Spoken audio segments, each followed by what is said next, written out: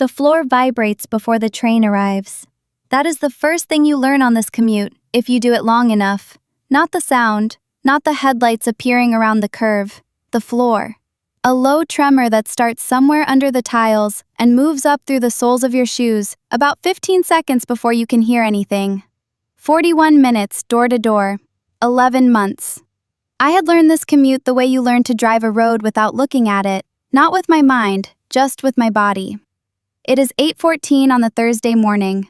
I am standing on the first transfer platform, phone up, thumb not moving on the screen, and the floor is beginning to vibrate. To my left, maybe 8 feet away, a man is standing in the spot he always stands in. He has a dark green canvas tote bag with a broken left strap repaired with a carabiner clip. And I know this because I have been not looking at him for 3 weeks. I know the carabiner by the way it catches the platform light, a small flash of silver in the periphery, and then I know where he is without having to look. My thumb is still not moving. I am holding my phone at exactly the angle that makes it clear I am looking at something, that I am occupied, that I am not available for eye contact, and I have been perfecting this angle for 21 commute days. The train arrives.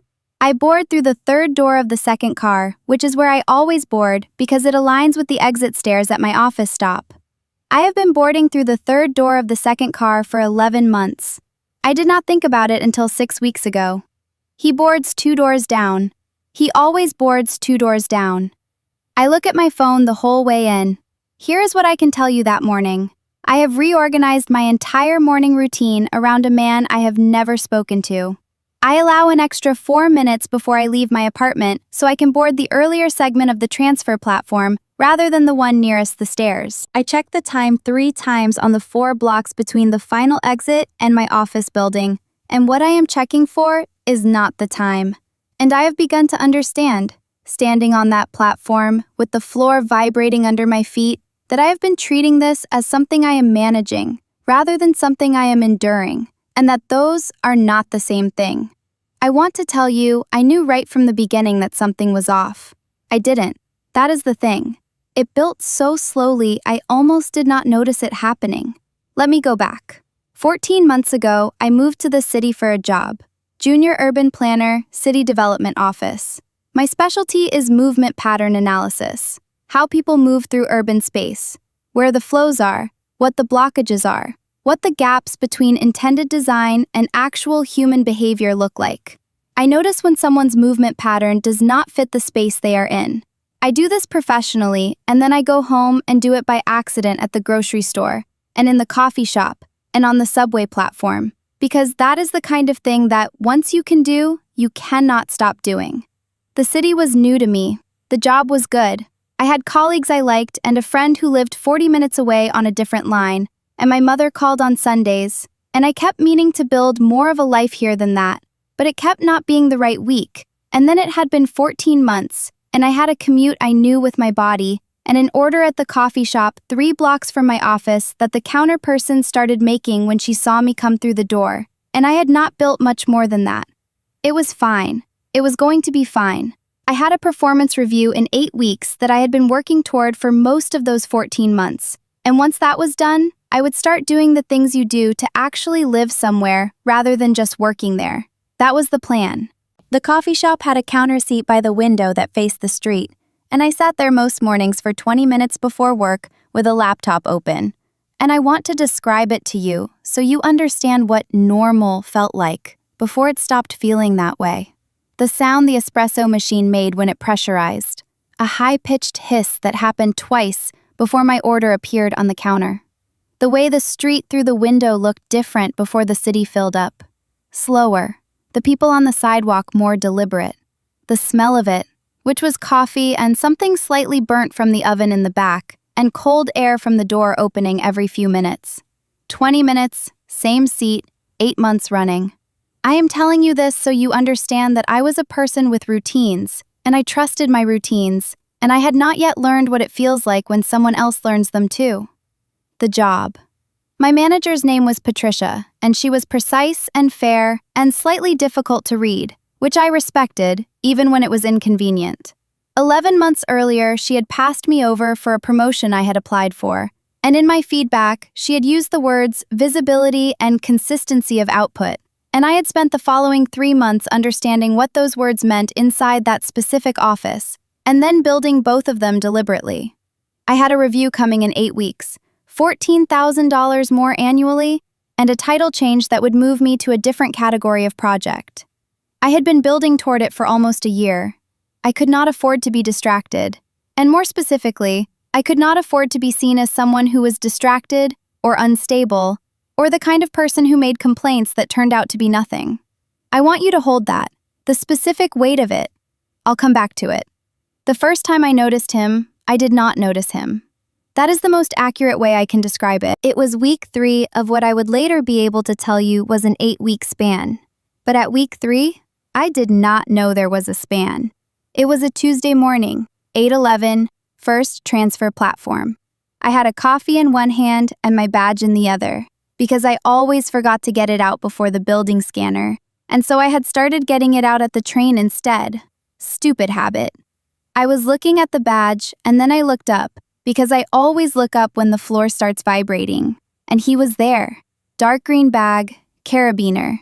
Face that I clocked the way I clock faces. Not with a decision, just as data.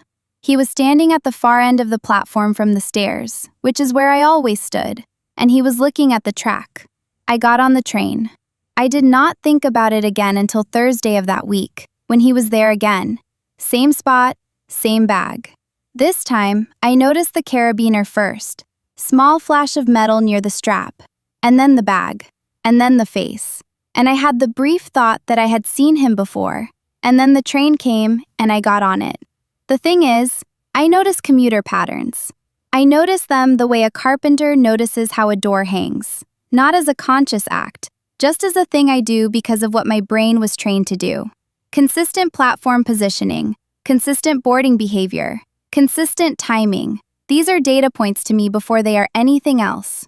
So when I noticed him a third time on Friday, same spot, same bag, I filed it the way I filed professional data. Repeat commuter, consistent behavior, no significance. He had a job near his station and a job near mine, same as me. The city has 8 million people, and the same 40,000 of them take the same trains every day. I had a very organized mental filing system for reasons not to worry. I filed it under same job, same commute. Coincidences happen. I got on the train. Week 4 was when I started the note. I want to be clear that I did not start the note because I was worried. I started the note because I am someone who keeps notes on patterns when I notice them. And I was in the middle of a project at work that required me to track frequency data for pedestrian flow along a specific corridor. And my brain, which cannot always distinguish between professional observation and personal experience, started doing the same thing it always does with a pattern it keeps seeing. The note was on my phone, a plain text document titled Nothing, because I had not decided it was anything yet. First entry, Tuesday, October 8th, 8:11 a.m., T1 platform, green bag, left side carabiner, far end from stairs. I added Thursday and Friday from memory. I went to work and sat in a meeting about zoning revision timelines and looked at my laptop screen and thought about nothing except the meeting. That is what I need you to understand about this period. I was still thinking in single entries, one at a time, each one going into the file as a data point, and then me closing the file and going on with my day. It was week 4, and I had 4 entries and they looked like nothing. On Wednesday of week 5, he was not on the train. I did not notice this until I was at my office, taking my coat off, and I thought, he was not there this morning. And then I thought, you are counting absences now. You have noticed that he was not present. I stood at my desk with my coat in my hands and had a full 30-second conversation with myself about the difference between noticing something professionally and becoming fixated on a stranger. And I concluded that I was on the wrong side of the line, and I went to my desk and worked for 8 hours and did not think about it again. I thought about it again at 6 p.m. on the walk back to the station. There were 4 blocks between my office building and the subway entrance, and they went past a small commercial strip, a dry cleaner, a pharmacy, a Thai place I had been meaning to try for 6 months. I was on my phone because I was reading notes for the pedestrian project and walking at the same time, which was something I did more than I should have. And I almost walked into a man coming out of the pharmacy, and when I stepped to the right to let him past, I looked up and he was across the street. Different side, same direction, green bag, carabiner catching the late afternoon light, walking at the same pace I was walking. I did not break stride. I kept walking. I moved slightly toward the building line and away from the curb. He did not look at me. He did not change pace. He went into the station entrance on his side, and I went in on mine, and we were on the same platform 60 seconds later, and he was in his spot, and I was in mine, and the train came, and we both got on it. I went home and added to the note. Then I made tea and sat at my kitchen table and looked at the wall for a while. The thing about seeing him on that street was not the seeing. It was the calculation, the immediate, automatic, involuntary calculation. He lives near my station, or he lived near whatever station he had gotten on at, and he works near my office, or he was near my office for some other reason. Same origin point, same destination zone. Possible. Perfectly possible. The city is full of people who take the same routes for unconnected reasons, and the fact that my brain had immediately started performing this calculation was a function of my profession and my noticing habit, and not evidence of anything except that I had too much data in my head about pedestrian movement patterns. I went to bed. I did not sleep particularly well. Week 6, I started noting his absence days as well as his presence days. I did not examine this decision very closely. I just noticed that I was doing it and continued. Here is what the note looked like by the end of week 6, if you had looked at any single entry. Meaningless. A time, a platform, a direction of gaze, a brief description of where he was standing relative to the stairs. But I had 21 entries, and something I know professionally, something I get paid to know, is that the signal is almost never in a single entry. The signal is in the sequence. The gaps and the patterns and the spacing and the frequency together make a shape that no individual data point contains. 21 entries, 17 appearances out of 21 commute days, 2 days where I had noted his absence, 2 days that had been outside my typical commute window, 1 where I had left late for a morning meeting at a different building, 1 where I had worked from home. The days I was not in my usual place, he was not on the platform. I sat with that for a long time. Then I filed it under coincidence because I could not establish that he had any way to know my schedule, and because I had 2 data points, and 2 data points are not a pattern. They are noise, and I know the difference. I know the difference. I moved the note to a folder on my phone labeled Expenses because I wanted to be able to open it without seeing the title and thinking about what I was doing. Then I went to work and spent 4 hours on a pedestrian corridor analysis and wrote a memo about foot traffic density at rush hour and thought about nothing except the memo. The second anomaly, I called it that to myself eventually, was week 7. A Wednesday. He was not on the morning train, and I clocked this absence the way I was now clocking absences, automatically, with the part of my brain I had not been able to turn off. And I spent the commute reading an article about zoning law on my phone, and I went to the coffee shop and sat at the counter seat and opened my laptop, and I did not open the note. I went to work. I had a good day. I contributed something useful in a project meeting, and Patricia said, without looking up from her laptop, "Good point." And I went back to my desk feeling fine. That evening, on the 4 blocks between the office and the station, a woman was walking her dog ahead of me, one of those small, solid dogs that moves like it is very committed to being somewhere. And I was behind her and enjoying the brief comedy of the dog's momentum versus her leash management. And then I moved past her and looked up to navigate around a delivery cart on the sidewalk, and he was there. Different side of the street, same direction, green bag, carabiner. I did not look away. I crossed to the other side, wide angle, using the delivery cart as an excuse to shift, and then I was on the opposite sidewalk, and he was on his original side, and I walked to the subway entrance without looking back. I moved to the other side of the street, and then I had a whole conversation with myself on the way home about how that was a completely normal thing to do and meant nothing. I had that conversation a lot. That evening, I scrolled through the note from the beginning. I had not read it in sequence before, I had only added to it. Reading it from the top, I saw what I had not seen, adding one entry at a time. I saw the shape. 17 appearances out of 21 commute days. 2 absences on days I had deviated from my schedule. An evening presence, twice now, on the commercial block between my office and the station. As a list, the entries were meaningless. In sequence, with the gaps marked, they were a pattern I would flag immediately in any dataset I was paid to analyze. I know how this sounds. I knew how it sounded when I was living it. That is the thing about this kind of thing. It sounds like nothing. The nothing is the point. There is a man who takes the same train as me.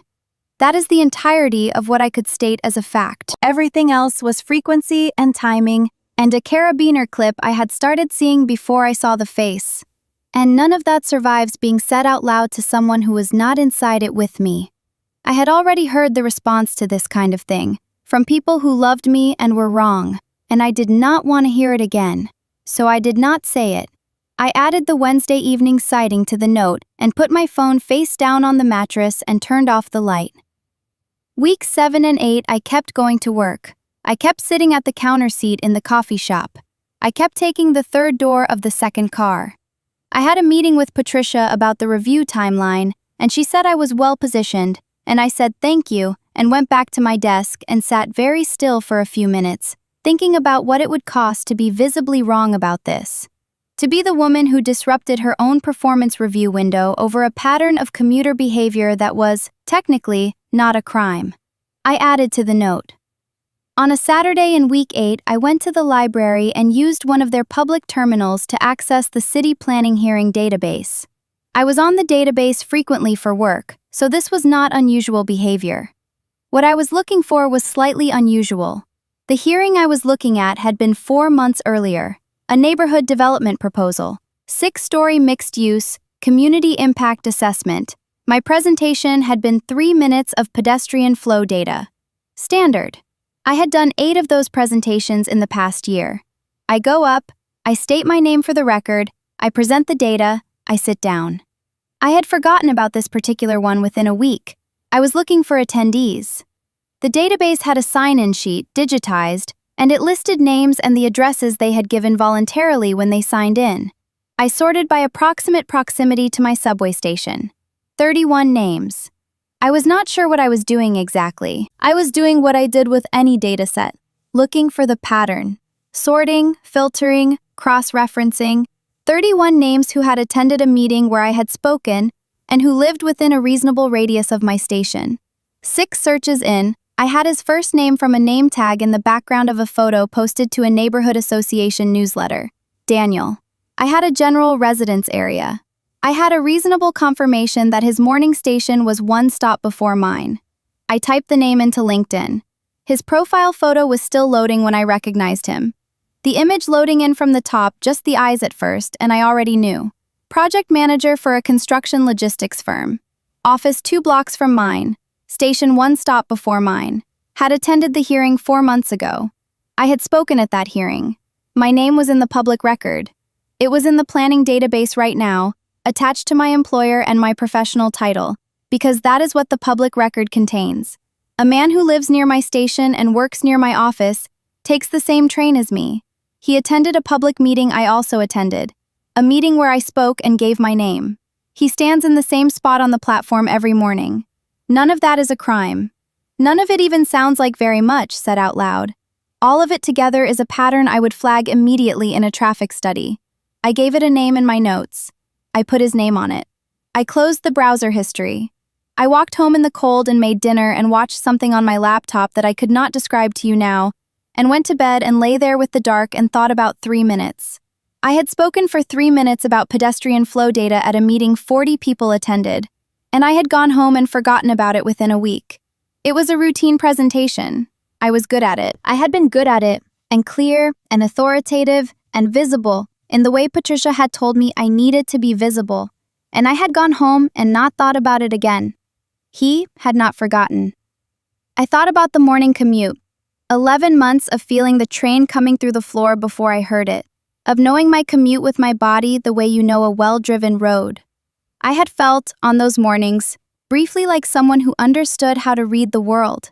the floor vibrating under my feet, the shift in air pressure, the train arriving exactly where I expected it to arrive. I had been on his train for 8 weeks without knowing it. All those mornings I had been standing on my platform with my coffee and my badge in my hands, unguarded, ordinary, just a person going to work, and I had been seen. Not as a person, as a destination, as a point on a route. He knew my schedule. He had mapped it from one appearance at a public hearing, one searchable name, one employer and a public record. He had built a pattern around mine, and I had not known I was in it. I sat with this for a while in the library chair. Then I sat with it on the walk home. Then I sat with it at my kitchen table while my dinner got cold. What he knew. My route, my timing, my workplace, the specific platform position I used every morning, the coffee shop 3 blocks from my office. Because if he was on that commercial strip in the evenings, he had likely walked it in the mornings too, and the coffee shop had a window seat that faced the street. What he had witnessed, my ordinary daily life. Me unguarded on a platform. Me walking 4 blocks to work the way you walk 4 blocks to work when you think no one is watching. Distracted, unhurried, myself. What I had given without knowing. 3 minutes of being visibly competent in a public room. My name said clearly for the record, my employer stated, my face turned toward the room with the confidence of someone who knew what she was talking about. I had done nothing wrong. I had done everything I was supposed to do. It was enough anyway. That is the part that stayed. Not the following, not the mapping. That I had been sufficient. That 3 minutes of being good at my job in a public room had been enough. I took a breath. Then I added the LinkedIn information to the note, with a screenshot I had taken on my personal device before closing the browser, and I sent the entire note to my personal email. Subject line, documentation. Then I texted my friend. Her name is Radhika, and she lives 40 minutes away on the B line, and she was the person I had almost called 3 times in the previous 2 weeks and had not called. And I said, I am going to send you something. Read it and keep it. She sent back, okay, you good? I sent, I will explain later. She said, call me tonight? I said, tomorrow. I am fine. I was not fine, but I was not in danger either, and I needed to distinguish between those 2 things clearly before I did anything else. The next morning I went to work. The morning after that I went to work. I added to the note. I started noting not just presence and absence, but platform position. Whether he was exactly in his spot or slightly off it, which side of the bag he had the tote strap on, whether the carabiner was clasped toward the platform edge or away. Small things. I was building what I needed to build. Patricia stopped by my desk at the end of week 9 and said the review was looking good and asked if I had anything I needed to discuss. I said no. She looked at me for a moment with the expression she had that I had spent months learning to read. The one that meant she was deciding whether to push further. And then she said, all right, let me know if anything comes up. I said I would. I considered, walking to the station that evening, whether I was going to be right about this, the specific cost of being wrong. I had 19 entries in the note now. I had a LinkedIn screenshot and a name and an employment location, and none of it was a report yet, because none of it was, technically, anything yet. He had ridden the train. He had stood on platforms. If I went to Patricia right now and said I think a man from a public hearing has been tracking my commute, she would look at me with a version of the expression she had just used and she would say, what did he do? And I would say, he rides the train. He stands in the same spot. He was on the commercial block twice in the evenings. And she would say, have you spoken to him? And I would say, no. And she would say, is there a formal record? And I would say, not yet. I knew that conversation by heart without having it. I had rehearsed it in its various versions for 3 weeks. It always ended the same way. I needed him to know that I knew. Or I needed to know, definitively, whether the knowing was reciprocal, whether there was any chance he had not seen me, had not clocked my face as belonging to the platform position he occupied every morning, had not made the connection, whether I had built an explanation for a series of coincidences that were actually coincidences. I was not going to let myself believe that, but I needed to close the door on it before I acted. Because if I acted wrong, the cost would be specific and professional, and I had spent 11 months earning back something that had been taken from me, and I was not going to lose it on an unclosed door. Week 10, Thursday. I planned it the night before. I left my apartment 6 minutes early, not 4, 6. I took the stairs down instead of the elevator because the elevator was unpredictable. I walked to the station at a pace that looked normal and felt deliberate, and I was through the turnstile and on the first transfer platform 9 minutes before the train. He was not there yet. I positioned myself near his spot, not in it, to the left of it, about 3 feet, which put me in a position where he would have to look at me when he arrived, or actively look away. I put my phone in my bag, both hands free. I watched the platform entrance. He came through at 8:07, carabiner first, catching the light, then the bag, then the face. He walked to his spot and stopped and looked at the track, and then, in the peripheral adjustment that people make when they enter a space and find someone near where they expected to be alone, he looked to his left. At me. 3 seconds. I held it for 3 seconds and I did not look away. He looked back. 2 seconds, maybe 2.5. Then he looked at the track. The floor started vibrating. Train coming. We boarded the same car. I stood near the door. He was 4 feet away, slightly to my right, facing the opposite door. He did not look at me. He held the overhead bar and looked at the door across from him the entire ride, and I looked at the door on my side, and neither of us moved, and neither of us spoke, and the train went from one station to the next, and the next, and the next. I exited at my stop. He did not. The 4 blocks to my office, the commercial strip, the dry cleaner, the pharmacy, the Thai place I had still not tried. I walked them in the cold morning, and I noticed that I was looking at the windows of the buildings I was passing, using them as a surface to check the reflection of the street behind me, and I thought, you have learned to do this. You have been learning to do this for weeks. You learned it without deciding to learn it, and now you do it automatically. The revolving door of my office building was in its rotation when I arrived. I put my hand on the bar and felt the resistance. It was always slightly too slow, this door, always requiring you to match its pace rather than your own. And normally, this was a minor daily annoyance. That morning, I stood behind it and waited for it to complete its arc and let me through. And I felt, standing there, the specific texture of a decision that had already been made. I went to my desk. I opened the note.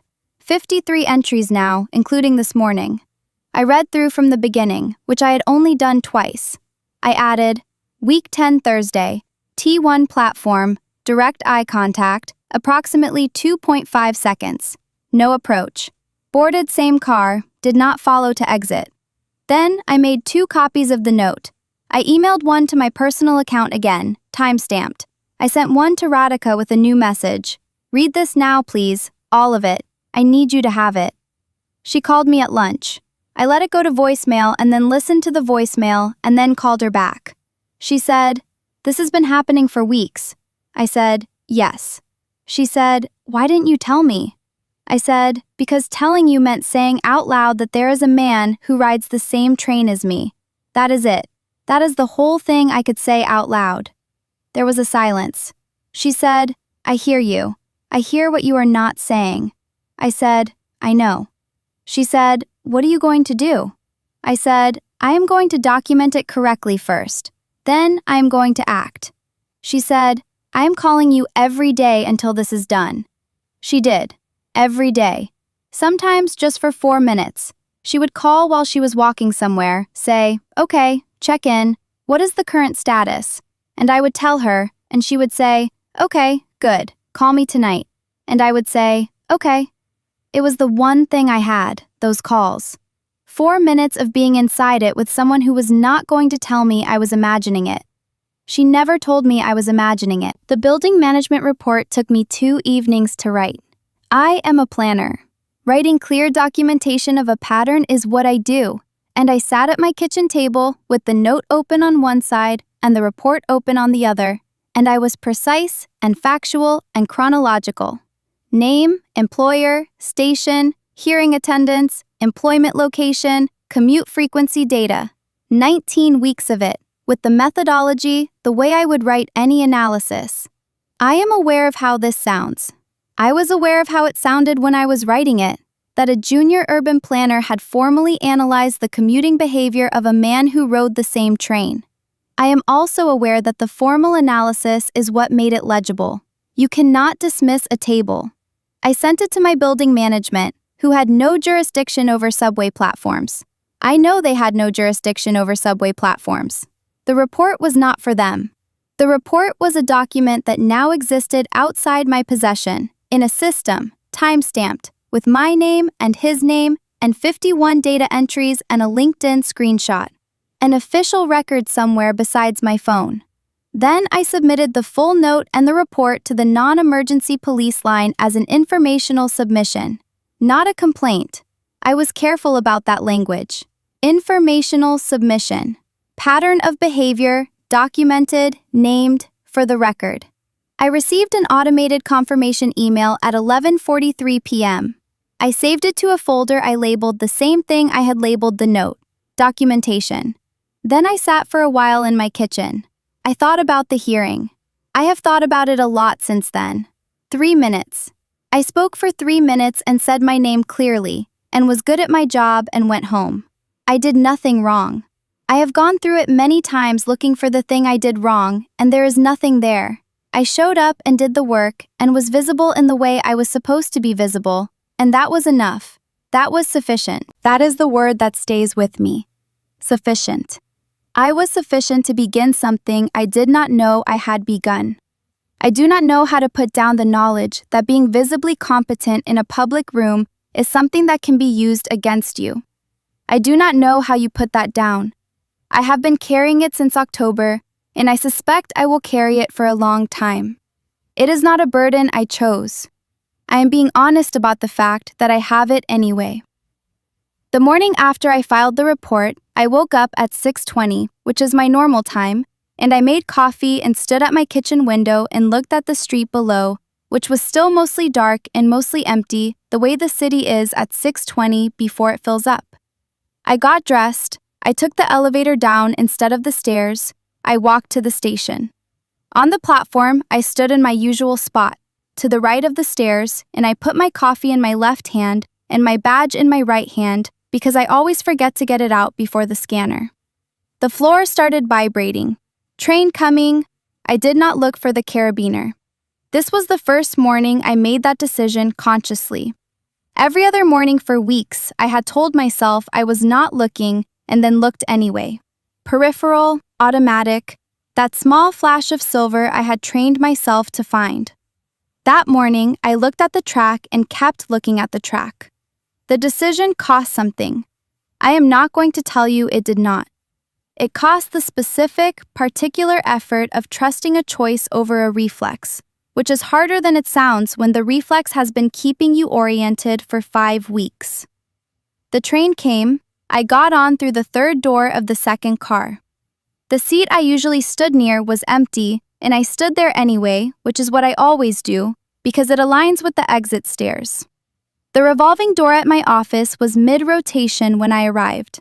I waited for it, matched its pace, went through. I have the note. I have not deleted it. I did not open it that morning, and I have not opened it since. It is in the folder on my phone labeled Expenses, 51 entries, beginning with Tuesday, October 8th, and ending with the morning I made myself look at the track instead of the platform.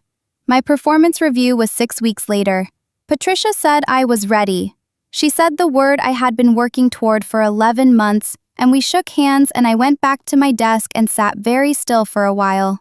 I never found out if he stopped. I decided not to look, and then I kept deciding not to look, day after day, which is harder than one decision and easier than watching for a carabiner every morning for the rest of my life. I do not know if he is still there. I know what is in my documentation folder, and Radhika has a copy of the note, and there is a timestamp submission in a police system with his name and my name and 51 entries. Those things exist. They are outside me now.